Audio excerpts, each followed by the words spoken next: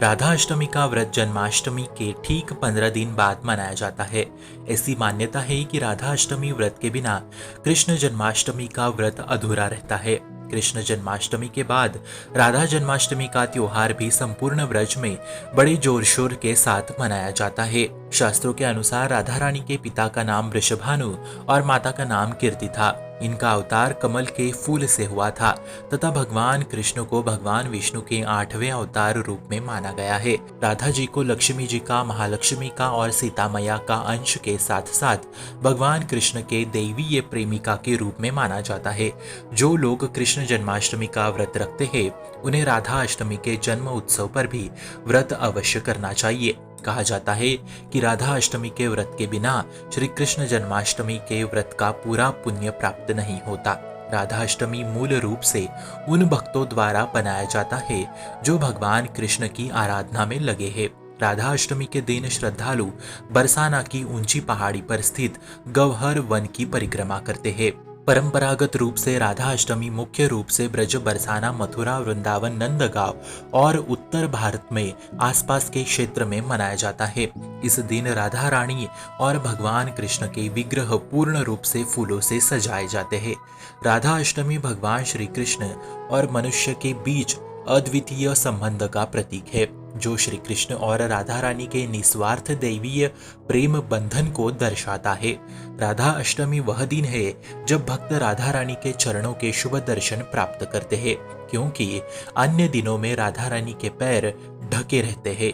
राधा अष्टमी उत्सव भारत के प्रसिद्ध जन्माष्टमी उत्सव के ठीक 15 दिनों के बाद मनाई जाती है। पवित्र राधा कुंड में स्नान करना निषिद्ध है, लेकिन राधा अष्टमी के दिन भक्त राधा कुंड के पवित्र जल में डुबकी लेने के लिए मध्य रात्रि तक कतार में खड़े होकर प्रतीक्षा करते हैं ताकि अपने आराध्य के प्रेम और आशीर्वाद प्राप्त कर सके।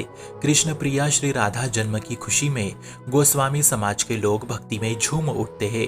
मंदिर का परिसर श्री राधा प्यारी ने जन्म लिया, श्री किशोरी जी ने जन्म लिया, महालक्ष्मी ने पुनः जन्म लिया, श्री सीता मैया ने पुनः जन्म लिया के सामूहिक स्वरों से गूंज उठता है। आइए जानते हैं मुहूर्त। भाद्रपद मास के शुक्ल पक्ष की अष्टमी तिथि को अर्थात जन्माष्टमी के 15 दिन बाद मनाया जाता है। इस साल राधा अष्टमी 4 सितंबर दिन रविवार को मनाई जाएगी।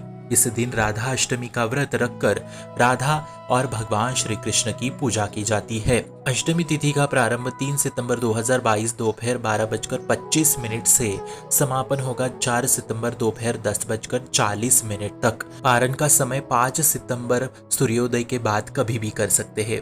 पूजा विधि। राधा अष्टमी के दिन व्रत रखने वाले प्रातः स्नान का आदि से निवृत्त होकर साफ स्वच्छ कपड़े पहने। इसके बाद मंडप के नीचे मंडल बनाकर उसके मध्य भाग में मिट्टी या तांबे का कलश स्थापित करे और कलश पर तांबे का पात्र रखे। इस पर सजाकर राधा रानी जी की विग्रह स्थापित करे। इसके बाद राधा जी का षोडशोपचार से पूजन करे। दूसरे दिन श्रद्धा पूर्वक सुहागिन महिलाओं या ब्राह्मणों को भोजन कराए और यथासंभव दान या दक्षिणा प्रदान करे, तभी व्रत का पारण करे। आइए जानते हैं राधा अष्टमी का महत्व।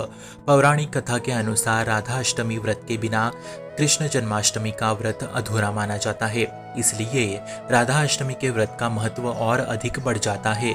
कहा जाता है कि राधा अष्टमी का व्रत करने से सभी मनोकामनाएं पूर्ण होती है एवं सारे पापों का नाश हो जाता है। राधा अष्टमी के दिन श्री राधा और कृष्ण दोनों की युगल सरकार की पूजा की जाती है। इस दिन व्रत और पूजन करने वालों को सभी सुखों की प्राप्ति होती है। पौराणिक कथाओं में यह भी कहा गया है कि जिन लोगों पर श्री राधा रानी जी प्रसन्न होती है उन पर भगवान श्री कृष्ण अपने आप प्रसन्न हो जाते हैं। अब सभी को राधा अष्टमी की हार्दिक हार्दिक शुभकामनाएं। शुभम भवतु कल्याणमोस्तु। भक्ति का प्रसार करने हेतु इस चैनल को अपने मित्र और परिवार संग शेयर जरूर करें और भक्ति दृढ़ करने हेतु इस चैनल को सब्सक्राइब करना ना भूले। राधे राधे।